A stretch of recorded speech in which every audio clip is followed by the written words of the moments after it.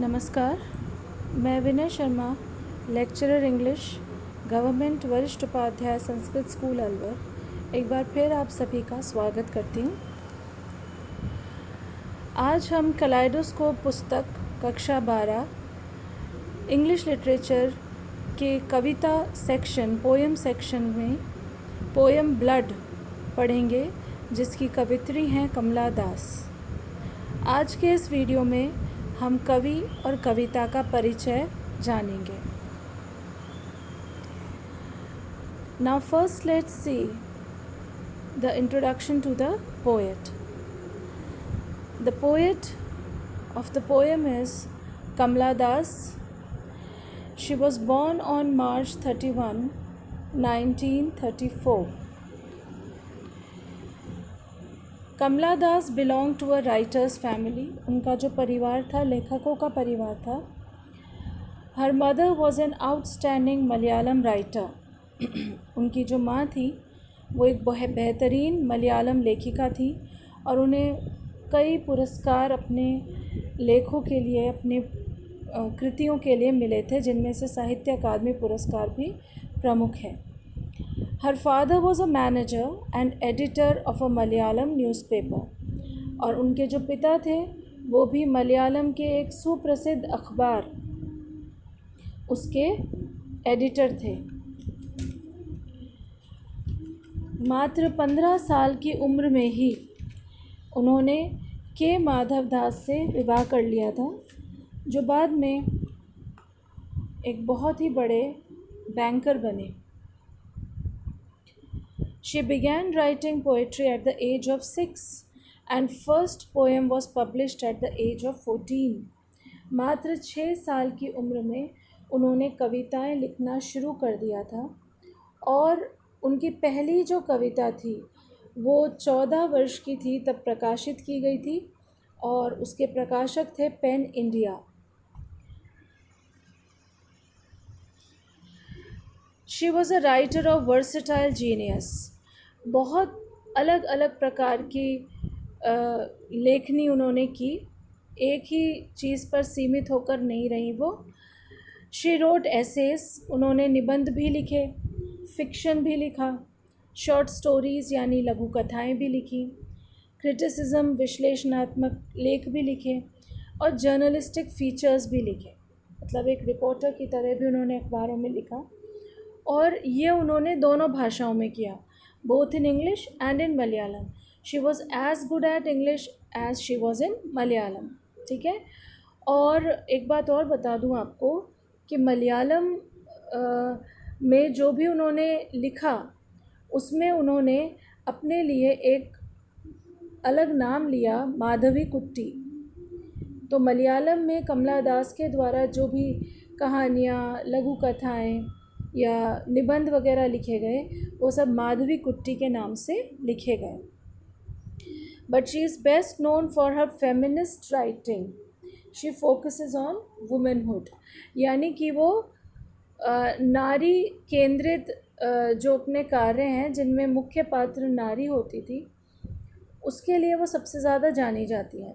महिलाओं के लिए, नारी सशक्तिकरण के लिए उन्होंने अपनी कहानियों के माध्यम से, अपने निबंधों के माध्यम से आवाज़ उठाई।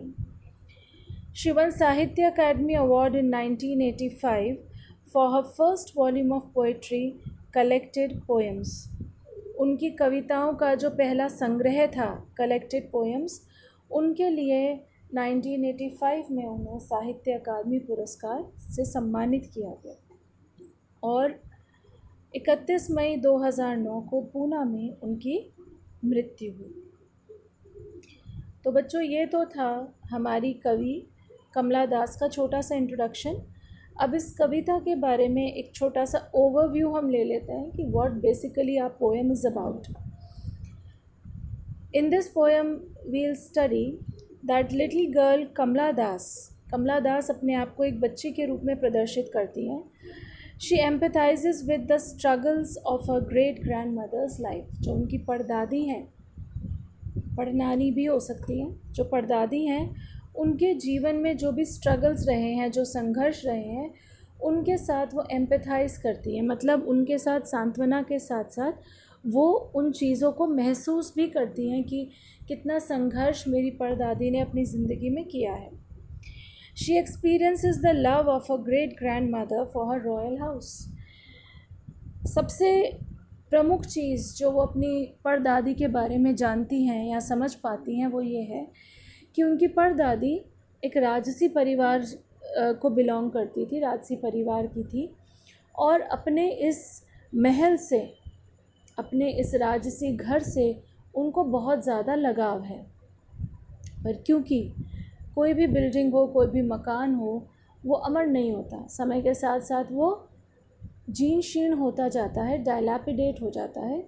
तो वैसे ही जो हमारी उनकी परदादी का घर है वो भी अब क्रम्बल हो रहा है, वो भी अब धीरे धीरे से टूट रहा है। सीलन आ गई है दीवारों पे। और पर लेखिका जानती हैं कि उसकी जो दादी हैं, परदादी हैं, वो अभी भी इस मकान से कितना प्रेम करती हैं। ठीक है। So she becomes a part of her loneliness and sorrows. तो वो अपनी परदादी की लोनलीनेस यानी अकेलेपन का, सॉरो यानी दुख का एक हिस्सा बन जाती हैं, उनके साथ इन सब चीज़ों को जीना शुरू कर देती हैं। The poem also depicts the aristocracy of yesteryears. Yesteryears means the years gone by, past years, जो बीता हुआ समय है, परदादी का जो समय है, उस समय जो राजसी परिवारों का रहन सहन था, उसकी भी झलक हम इस कविता में देखते हैं। किस तरह जो परदादी हैं हाथी पे बैठकर मंदिर जाया करती थी, और शरीर को सुगंधित रखने के लिए बाहर से उनके लिए परफ्यूम्स आया करते थे। उत्तर भारत से वो जरी के कपड़े लेके आती थी। तो इस तरह की सब चीज़ों का उल्लेख परदादी करती हैं इस कविता में, बताती हैं कि किस तरह से उनका विवाह एक राजकुमार से हुआ था। तो एक राजसी परिवार के रहन सहन की झलक भी हम इस कविता में देखते हैं। It was her great grandmother who taught her to love, to devote and forgive. और लेखिका अपनी दादी के प्रति बहुत ज़्यादा कृतज्ञ हैं, परदादी के प्रति, क्योंकि उन्होंने ही लेखिका को प्रेम करना, समर्पित होना और यहाँ तक कि क्षमा करना भी सिखाया है। मतलब जो भी अच्छे गुण कवित्री अपने अंदर मानती हैं वो सब उनकी परदादी की वजह से ही है। सो शी थिंक्स शी ओज अ लॉट टू हर। तो उन्हें लगता है कि वो अपनी परदादी का उन पर बहुत ज़्यादा कर्ज है, आभार मानती है वो अपनी परदादी का। तो ये एक ओवरव्यू है। आपको थोड़ा अंदाज़ा हुआ होगा कि जो कविता हम पढ़ने वाले हैं वो बेसिकली है किस बारे में। टाइटल भी है ब्लड। ब्लड आप सभी समझते हैं इसका मतलब क्या होता है, लहू, रक्त, खून। तो हमारे परिवार जिसमें हमारा जन्म हुआ है उसका ब्लड, उसका रक्त हमारी नसों में बहता है, अर्थात उसके जो गुण हैं वो हमारे अंदर भी मौजूद होते हैं। तो जो परदादी हैं वो कवित्री को यही बताना चाह रही हैं कि तुम एक राजसी परिवार की बच्ची हो, इसलिए तुम्हारा खून जो है औरों के खून से ज़्यादा स्वच्छ, ज़्यादा निर्मल, ज़्यादा पतला है। तो अब इस पोएम की कुछ पंक्तियाँ हम पढ़ते हैं, पहले रिसाइट करेंगे, then we'll go word by word explanation. Blood. When we were children, my brother and I, and always playing, drawing birds and animals, our great grandmother said one day, "You see this house of ours, now 300 years old."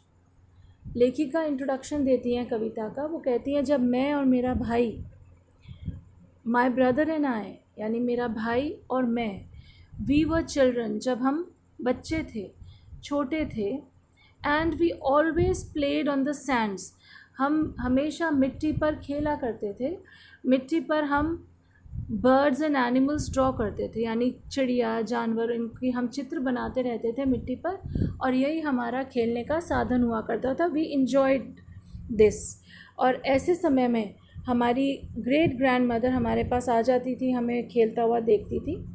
Our great grandmother said one day, एक दिन मेरी परदादी ने मुझसे कहा, you see this house of ours, जिस घर में तुम खेल रहे हो, ये घर जो तुम देख रहे हो जहाँ हम रहते हैं, इज़ नाउ 300 years old। ये घर कितने वर्ष पुराना है? 300 वर्ष पुराना। So you can believe, you can think कि वो घर कितना जर्जर हो रहा होगा, कितना टूट फूट रहा होगा, क्योंकि वो जो घर था, राजसी घर था, वो 300 वर्ष पुराना था।